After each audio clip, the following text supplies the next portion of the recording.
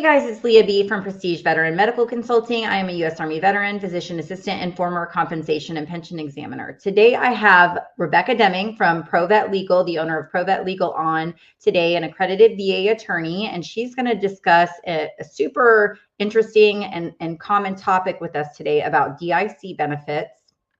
Rebecca represents our amazing veteran community and worldwide, all 50 states, and in those living overseas as well. So she's been on with us before, and lots of people have tuned into her videos, and she's done a great job. So we're quite interested to hear what she has to say about DIC today. So Rebecca, can you tell me a little bit about what is DIC? What does that even mean? Sure. Thanks, Leah. So DIC is Dependency and Indemnity Compensation, and it's essentially survivor benefits. It's at least one bucket of benefits that are available to certain survivors. And as the spouse of a veteran myself, it's an area that I really enjoy working with surviving spouses and certain other eligible family members to access this benefit. But essentially, there's certain eligibility requirements. Certain spouses that were married for a certain length of time and whatnot. Children, minor children, children under 23 who are still in school, and children that have been with severe developmental issues that have never been able to be self-sufficient can get it. And then certain parents can get the benefit if they're living below the poverty line. But usually when we're talking about DIC, we're talking about the surviving spouse. And it's a bucket of benefits, a monthly compensation that VA offers when the death is either service connected or if the veteran was rated 100% for a certain amount of time. Okay. So what are some of the key benefits that veterans can, or that surviving spouses and some of those categories receive? So it's a monthly entitlement to compensation. And it's based on, so they have a chart. If you log onto the VA website, they have a chart of how much you can get, but it's based on if you're a spouse or, if you're a child or if you're a parent, they've got different charts that tell you how much you can get. And then whether you were married 8 years or more, okay. Whether you have any children, if you yourself as the surviving beneficiary needs aid and attendance, there can be a bump up for that. And there's a bump up for the first 2 years as a transitional benefit. So you look at that chart and kind of figure out which factors apply. And then that tells you how much you can expect to get each month. So it's not just a fixed amount, like here's the DIC amount someone is entitled to. It's based on who you are. It's multifactorial, basically. It is multifactorial. But one of the questions I get a lot is whether it's based on how much the veteran was getting. They say, is it just I get a portion of, or do I get to keep the veteran's benefits? Does it just transfer over to me?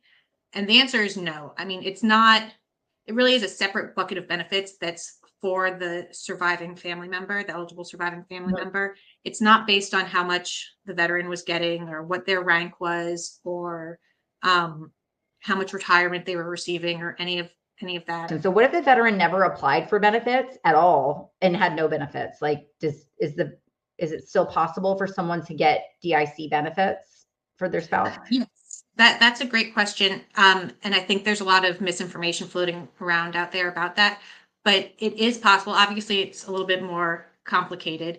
But VA allows for service-connected cause of death to be related to an event or injury in service. So one of the more common ones we get is the Vietnam era vets that served in Vietnam. We know they were exposed to Agent Orange, but they never filed a claim because a lot of people in that generation just didn't think to file it or didn't want to for whatever reason.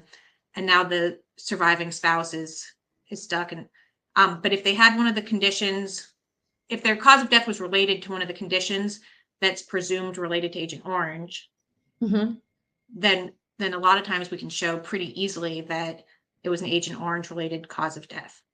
So if they died related to one of the more common Agent Orange related cancers, for example, but they never filed for it, they didn't even know, and then the spouse finds out, she can go back and fight this type of a case and be successful, likely. Yes. Okay. That is very good to know. For 100%, that's a great opportunity for surviving spouses to be able to recapture some of that through their grieving period and know that they're not just, it's not just too late for them.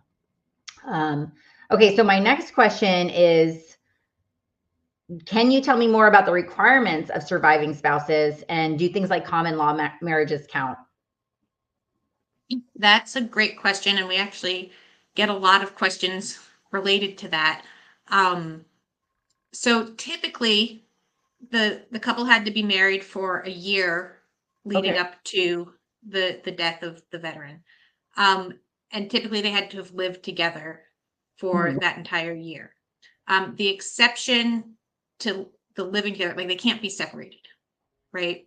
The exception to that is if they're separated at no fault of the surviving spouse. Yes. So, a lot of times we'll see that, military spouses are used to geo-batching. And so maybe they were separated, they were in a loving, committed relationship, but because of job requirements, they had to be separated leading up to the death. They weren't emotionally separated. Right. That would count under most circumstances.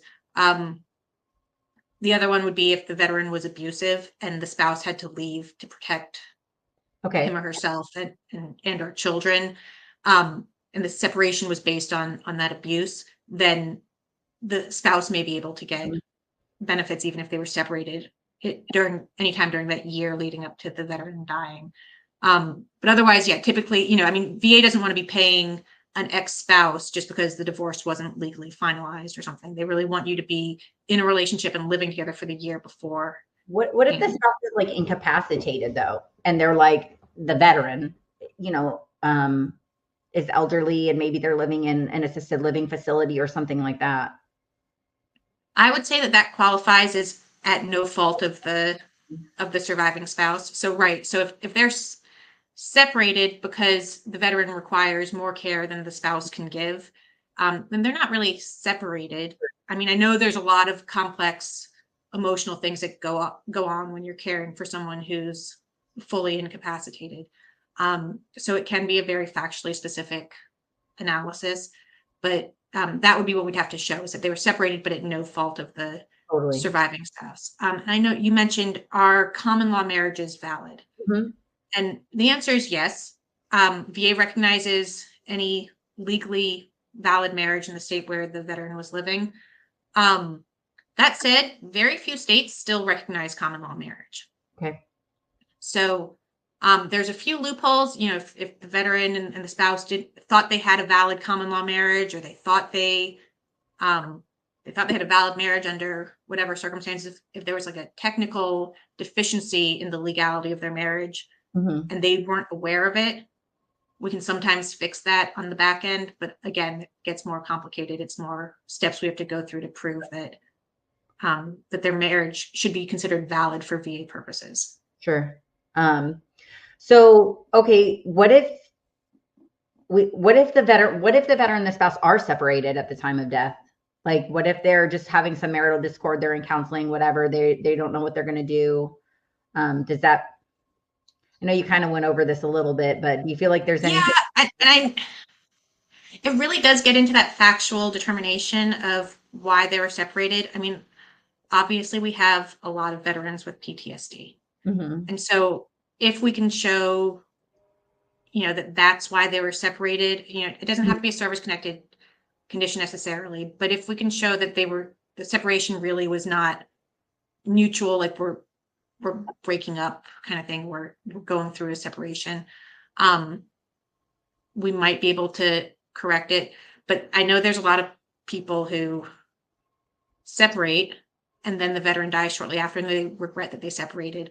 And a lot of times there's just nothing we can do about that, because VA really does look to whether you were living together for that full year before the veteran passed. Okay. So how about same-sex marriages, which I know, it's maybe not as much of a thing now that same-sex marriages are recognized pretty much everywhere, but maybe this was more of an issue 5 or 10 years ago. But what are your thoughts on that? Right. I mean, if they have a valid marriage in the state that they're living in, which same-sex marriage is valid, is legal in every state, then that's fine. VA is going to recognize that, no problem. I think the nuance or the complication comes up is if they got a common law marriage earlier because same-sex marriage wasn't legal in their state, and then same-sex marriage became legal, but they didn't formalize their marriage because they had been living under common law. That, then we're looking at those facts. Is it a valid common law marriage, and is it a valid common law marriage for VA purposes if there's any technical legal deficiencies in it? Sure. That seems like it would be sort of an extenuating circumstance that could be a case by case sort of figure it out. So let's shift to children. So how about, biological versus stepchildren, adopted children? Do they all count equally? Is there any differences? Children all count equally as far as whether they're biological, adopted, stepchildren, as long as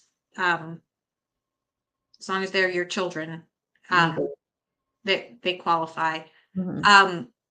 The issue really is, well, there's a couple issues. Their age, so up until 18, and if they're over 18 but under 23, are they enrolled in school?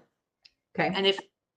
And if that doesn't apply, but they're over 18, have they been permanently incapacitated? Did they have a brain injury as a child, or do they have some sort of, Down syndrome or other developmental issue that prevents them from ever kind of fledging the house?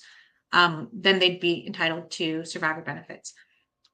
The DIC for minor children and incapacitated children, it first goes to the surviving spouse. So if the children is a dependent of the surviving spouse, then it's just a bump up for that surviving spouse's pay, right? So like if you're the surviving spouse and you've got your children living with you, you'd get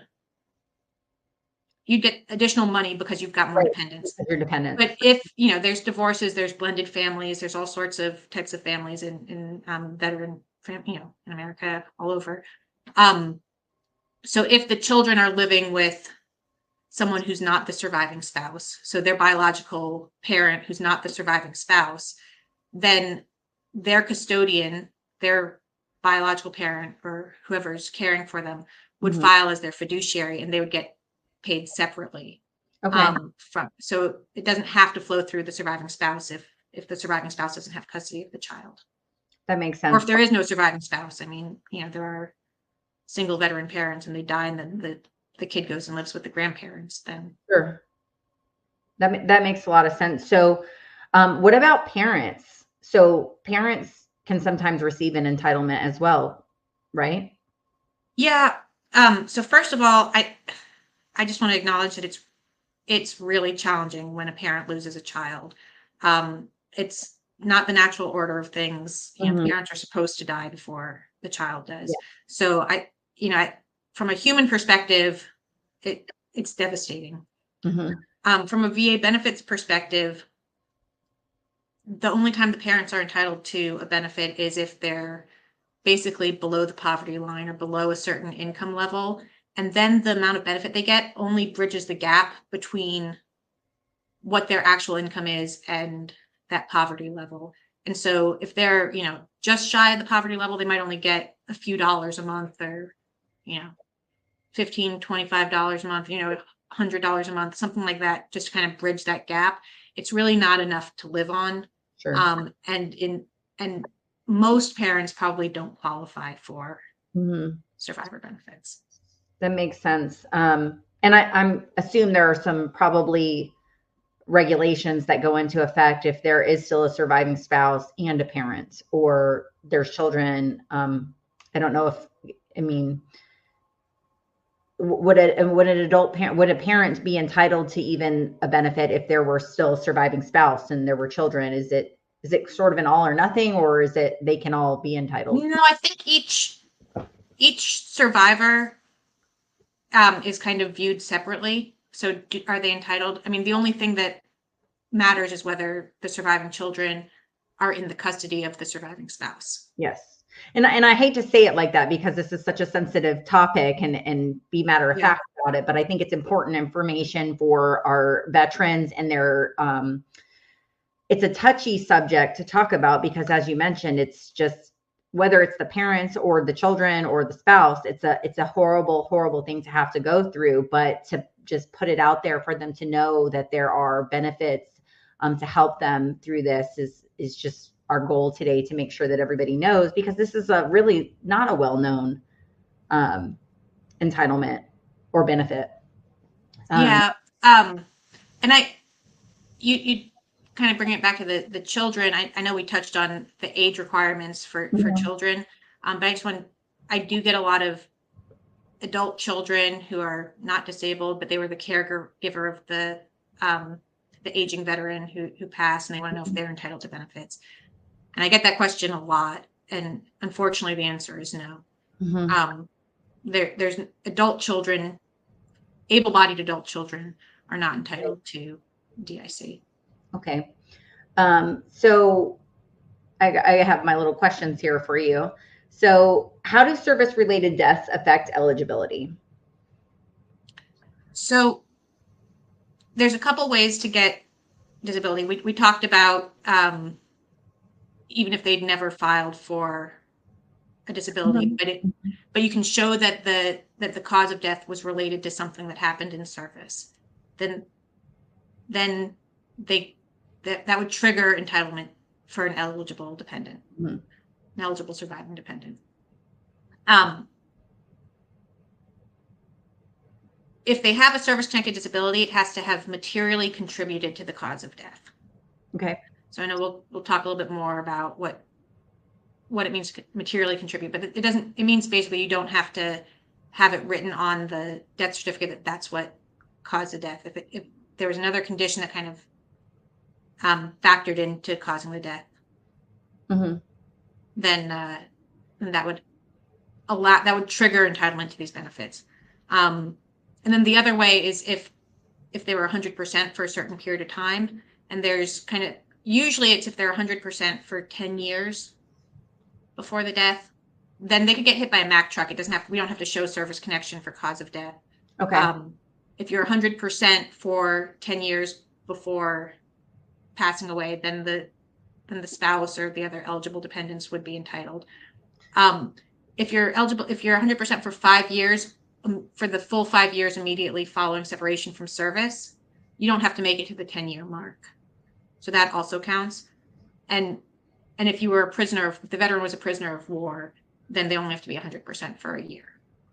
What if the spouse gets remarried? That's a good question. So if the spouse is under 55, right now the age is 55. If the spouse gets married and they're under 55, that severs benefits. Okay. But once they hit 55, if they want to remarry, okay, they can continue receiving benefits. Okay. So you sort of touched on this also about the 5 years versus the 10 years, but how is that 10 years calculated? So it's not from the date of the decision, it's from the effective date. So let's say they filed in 2014 and they've been fighting this claim for 10 years and they finally win it, and then the veteran dies a month later.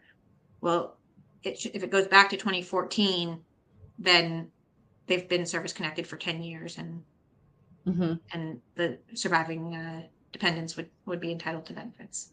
About that. Okay, so you mentioned materially contributed earlier. Can you talk a little bit more about that and what that means? Sure. So, like I said, it doesn't have to be the cause of death that's listed on the death certificate. It just has to be that the service-connected condition, or the condition that we can prove would have been service-connected, factored into cause of death or contributed to cause of death. There's VA's internal guidelines on it. Let me just read you what they say, because it's pretty short and I think it kind of explains it pretty well. it says, in all situations that warrant a medical opinion for a contributory cause of death, so if something that causes death, it's important to specifically request that the examiner opine whether or not the service-connected conditions in question, 1, contributed substantially or materially to the veteran's death, 2, combined to cause death, or 3, aided or lent assistance to the production of death. It is not sufficient to show it casually shared in producing death, but rather it must be shown that there was a causal connection. So basically, I mean, that's kind of fancy legal language, and that's one of the reasons why if you got into this, you might want to consider, if VA denied it initially, it might be a time to involve an attorney to help kind of parse that language apart. But if the service-connected condition, either on its own or in combination with the other conditions that the veteran was suffering from, factored in or was really part of the cause of why that veteran died. Sure. Yeah, I know we're going to dig into this a little bit more because we're going to do a part 2 to this video where we maybe dissect a little bit of some of the types of cases that we've seen. But just for like a preview of that, Rebecca and I have worked on a case in the past where COVID was the cause of death, and some of the service-connected disabilities contributed to that, materially contributed to that. So we're going to discuss that a little bit more in our next segment on this. But materially contributed is a very interesting thing to explore and talk about. So my next question is, how are DIC benefits different from accrued benefits? That's a great question. So I like to think of them as buckets of benefits or kind of lines of entitlement. And so, like I mentioned, the DIC is really a benefit that if you're an eligible survivor based on spouse status or child status or parent status, it's a benefit that flows directly to you and has nothing to do with what was due or owed to the veteran. Accrued benefits, on the other hand, are really, it allows certain surviving family members to step in if the veteran was in the middle of filing appeals or filing claims and died in the process before VA granted something. Then certain family members and other eligible individuals can substitute in as if they're the veteran. They kind of like put the veteran's hat on and they pursue the claims on their own for the veteran. And so if they win those claims, then VA pays that person what they would have paid the veteran from the point of when the claim was filed or whatever the effective date is for that claim until the date of death. Well, and that has to be only on claims that are like in process, right? It's not like a spouse can come back and say, well, with the exception of DIC, right? They can't say, well, he should have been service connected for this condition. So I'd like to start a claim for this. Correct. It has to be something that they've filed for and that's still in process of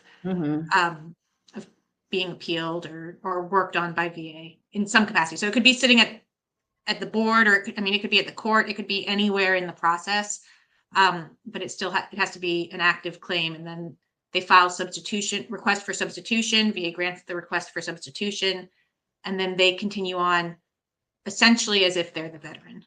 Okay, so how would shifting back to DIC, how would a surviving family member file this type of a claim?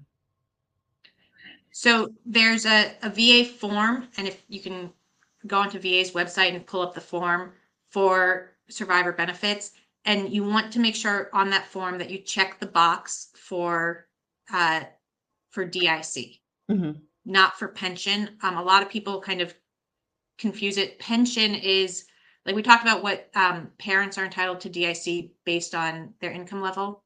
Pension is essentially that for surviving spouses. So if the surviving spouse is below a poverty level, even if the death is not service connected, sometimes VA will pay a pension to kind of keep them at the poverty level.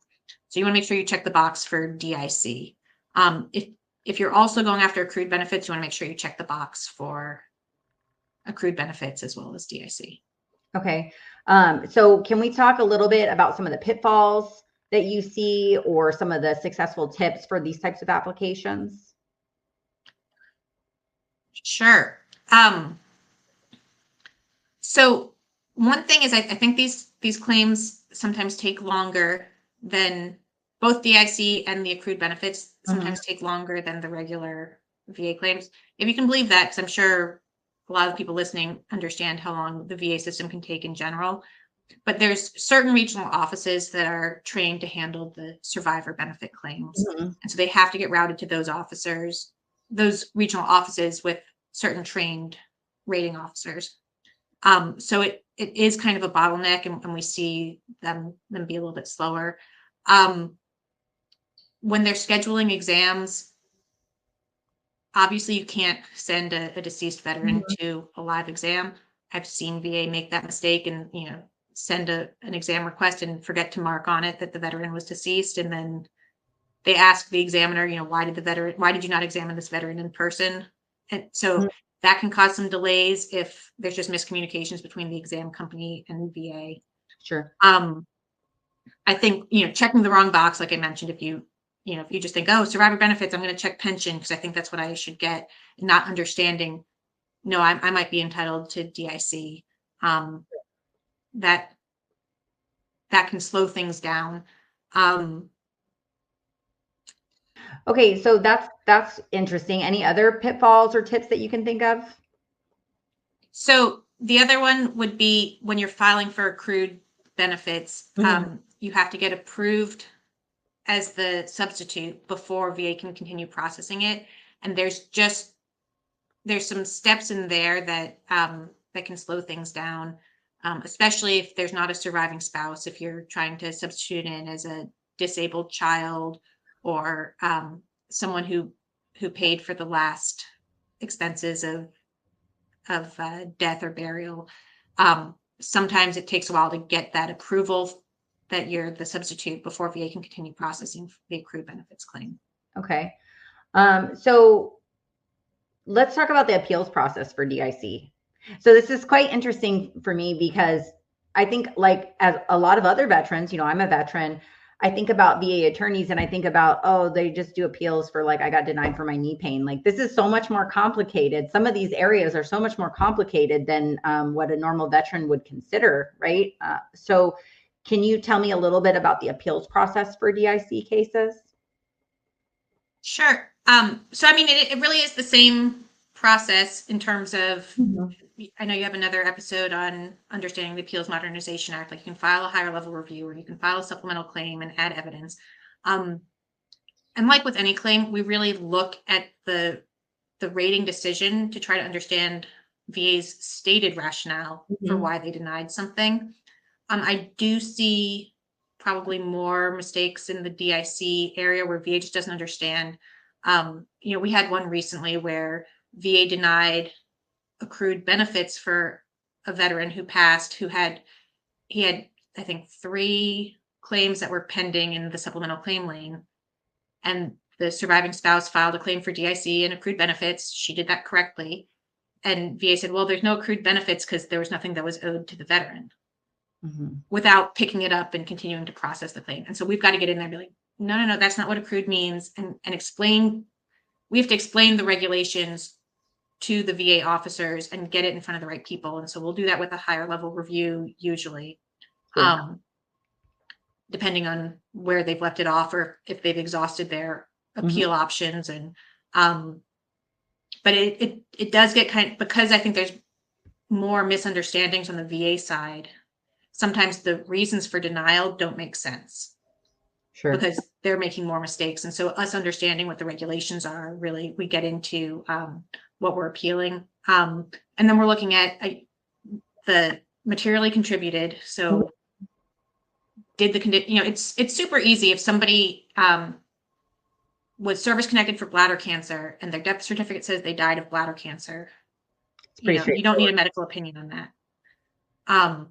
But if they were service connected for bladder cancer and then they went to the hospital and they developed sepsis and had a heart attack, pneumonia, and then that's what they died from. Well, how do you show that the bladder cancer contributed to that? And so sometimes we'll get medical opinion. A lot of times, what I think is common sense. Sure. Like, obviously that's why they were in the hospital and that's why they got sick. Right. but some VA a lot of times really needs that medical opinion. So I know I've talked to you about some, sometimes we'll talk to a specialist if it's, depending on what the condition is, who, or hospitalist or somebody who kind of understands, how the stuff, those specific conditions relate. But sometimes, I'm like, man, I really feel like, why do we need to get a private medical opinion on something that's so obvious? But VA needs the information kind of handed on a silver platter, because them writing the CMP exam questions doesn't always work out right.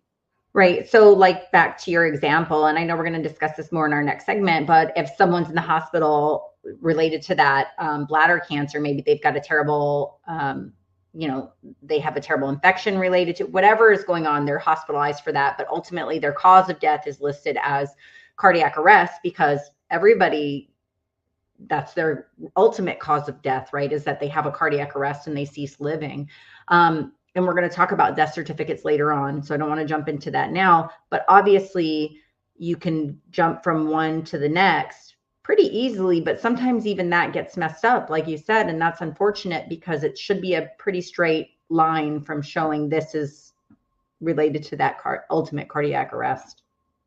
Right, and things that are common sense to you and me and the surviving family members aren't always common sense. And then, of course, there's ones that are a little bit more attenuated, and I know we'll get into some kind of wonky examples in our next conversation. But the more attenuated it is, the more we need a medical opinion. But sometimes we definitely need them, even for kind of things that you think it's like, well, yeah, A led to B led to C, or finding medical literature that these kinds of infections are common in people who are hospitalized. Sure.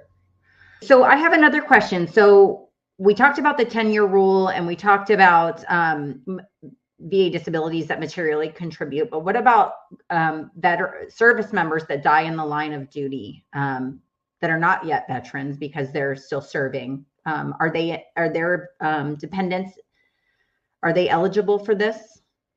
Yes. So Gold Star family members, same requirements that you have to be an eligible spouse or parent under the income threshold, or child with the same requirements as before. But yes, they would also be entitled to the same set of benefits as the survivors of veterans. Okay. Well, thank you so much for joining us today. We're going to do a follow-up video on this. I really hope that you guys tune in, because we're going to dig deeper into some of the more, specific cases, and some of the more, this was basically like a 101 type class or discussion on what DIC is. So if you're interested in more details about this, please tune into our next segment on this. But I want to real quick show you guys how to get in touch with Rebecca from ProVet Legal. Her law firm is, I'm pulling up her website now. Her law firm is out of Florida, but she, like I said earlier, represents veterans everywhere as an accredited VA attorney. Hang on. Here we go. So here's her website. I'm also going to place a link to this in the bottom in the text here of this video. ProVet Legal. And Rebecca, do you have anything else to say? No, I guess the only other thing, I know it's a difficult conversation. We're talking about a service member passing away or a veteran passing away. This is something that's really important, obviously, if you are going through that situation. But I think it's also important to understand this just for planning purposes. Like, it's important for everybody to have a will and to have plans for their family members, and to know how much life insurance they need, or to know what would happen if they pass. I think it's really important to have these conversations while the veteran's still alive, and kind of understand what benefits their loved ones might be entitled to. Yeah, certainly. Like putting, I have done estate planning with my spouse, adding something like this, even if it's just a letter that states, hey, this is an entitlement, and put that into your estate planning so that to, research this when the time comes. So thank you so much for hanging out with us today. Veterans, please drop some comments if you have any questions for Rebecca or I. If you have any topics that you'd like to see in the future for us to go over, we would be happy to hear your feedback. And as always, please like and subscribe, and thank you for watching. Thanks, Leah. Thank you, everyone.